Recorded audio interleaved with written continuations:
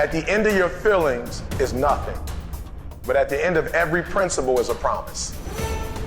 Behind your little feelings, it might not be absolutely nothing at the end of your little feelings, but behind every principle is a promise.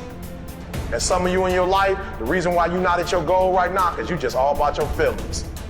You all on your feelings. You don't feel like waking up. So who does? Every day you say no to your dreams, you might be pushing your dreams back a whole 6 months, a whole year. That one single day, that one day you didn't get up could have pushed your stuff back I don't know how long. It's really hard to be led by your butt. But I'm not qualified, but I'm not good enough, but I'm not smart enough, but I didn't go to the right school, but I don't have enough money, but. If you're ever gonna step into your future, if you're ever gonna step into your destiny, you're gonna have to get over your butt. And so I love the process. I love it. I love working for what I want. I love the sacrifice. I love the dedication. I love the commitment. I love that. Everybody wants the prize. Nobody wants the process. Everybody wants to be a diamond. Nobody is willing to get cut. Everybody wants to go to heaven. Nobody wants to die. Talent you have naturally. Skill is only developed by hours and hours and hours of beating on your craft. The commodity, the majority of people who aren't achieving the things that they want is strictly based on hustle. It's strictly based on being outworked. It's strictly based on missing crucial opportunities. For every action, there is an equal and opposite reaction. Simply stated, as it applies to you and me, it means we can achieve nothing without paying the price. Now, what is that price? Well, it's many things.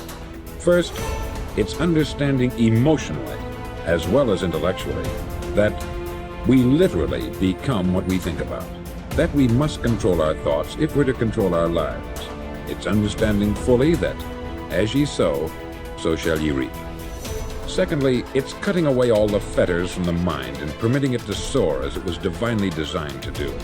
It's the realization that your limitations are self-imposed and that the opportunities for you today are enormous beyond belief. It's rising above narrow-minded pettiness and prejudice.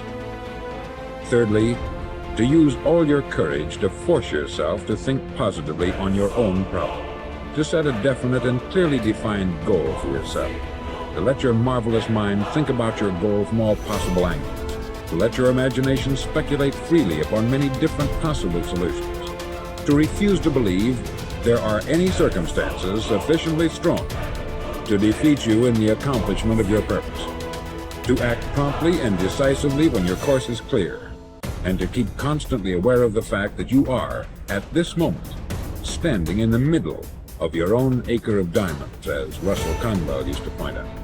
Fourth, save at least 10% of what you earn. It's also remembering that no matter what your present job, it has enormous possibilities if you're willing to pay the price. Now let's just go over the important points in the price each of us must pay to achieve the wonderful life that can be ours. It is, of course, worth any price. 1, you will become what you think about. 2, remember the word imagination. Let your mind soar. 3, courage. Concentrate on your goal every day. 4, save 10% of what you earn. And action.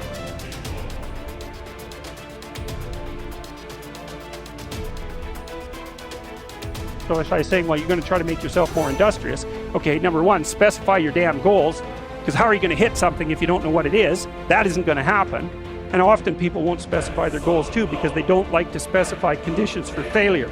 So if you keep yourself all vague and foggy, which is real easy because that's just a matter of not doing as well, then you don't know when you fail. And people might say, well, I really don't want to know when I fail because that's painful. So I'll keep myself blind about when I fail. That's fine, except you'll fail all the time then. You just won't know it until you've failed so badly that you're done. And that can easily happen by the time you're 40. So I would recommend that you don't let that happen. So that's willful blindness, right? You could have known, but you chose not to. I often ask somebody, what are you going to do the next 6 months?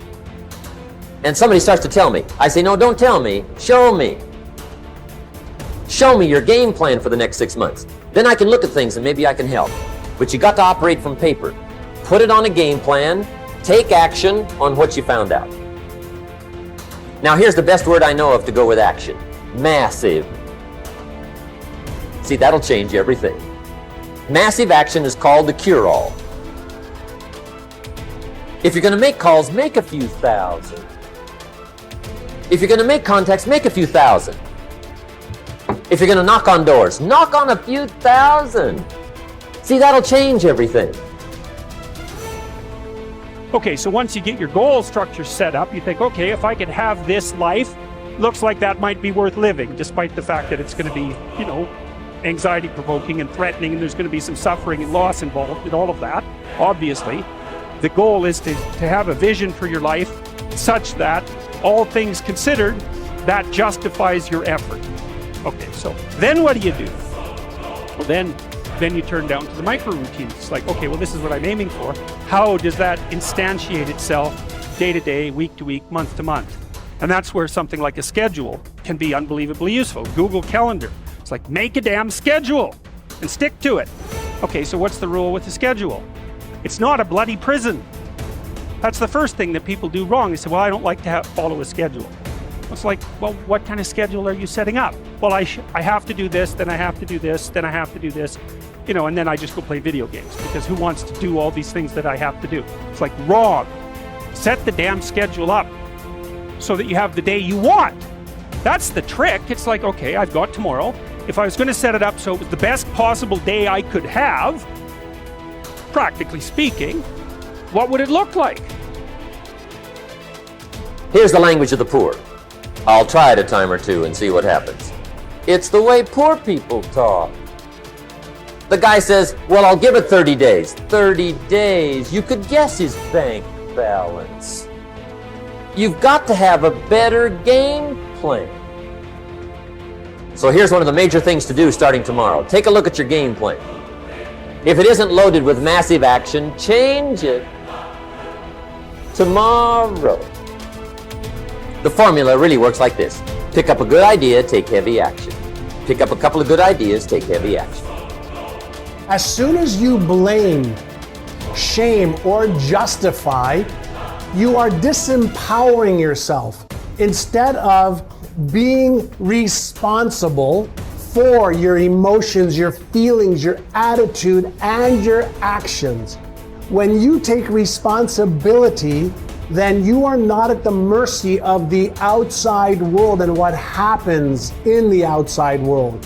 You learn how to upgrade your emotional ability, so whether you're happy or sad or disgusted or frustrated or angry or fearful, you know how to navigate the emotions that causes either the motivational center in your brain to light up or the fear center in your brain to light up, thereby causing you to stop and procrastinate and not take action. One of the biggest reasons why you're unhappy is because deep down you know what you want, but you won't allow yourself to have it. And I want to break this down for you, because after coaching millions of people for the last decade, this is a fundamental issue for each and every one of us. So as you go about your life and you scroll through social media, you will inevitably bump into images or people who have the things that you'd like to have, or they're doing the things that you've always dreamt of doing. And instead of using that moment to inspire you to take action, to either learn about the thing you want to be doing, to do the work to get the things that you want, you're capable of doing those things. But instead of taking action, you make a fatal mistake. We all do this, by the way. You stop and you consider the thing that you want or the thing that you want to do, and then you tell yourself, it'll never happen for me. Right there, you just killed your inspiration, you killed your dream, you killed your goal, you invalidated yourself, you invalidated your desires, you pounded yourself down into the ground and basically said you're not worthy of that thing. And in that second, you just gave up on yourself and on all the things that are actually meant for you in your life. And so what do I want you to do about it? Well, here's what I want you to do about it. I want you to understand that you get to want those things, and you also can have them, but it's going to require action. And so the next time you find yourself going about your life and you feel that pang inside of you where you're like, gosh, I'd love to have that kind of car, or I'd love to have that kind of house, or I'd love to have that kind of health or mindset. Note it, and then remind yourself of a simple truth. I can have that mindset. I can have that car. I can have that lifestyle. I just have to be willing to put in the work. It's that simple. Stop telling yourself it'll never happen for you. Because the reason why it's not happening is because you keep telling yourself it won't. The second you tell yourself it absolutely can happen for me, I just got to do the work, you will flip into a mode of taking action, and that's when you'll get it done.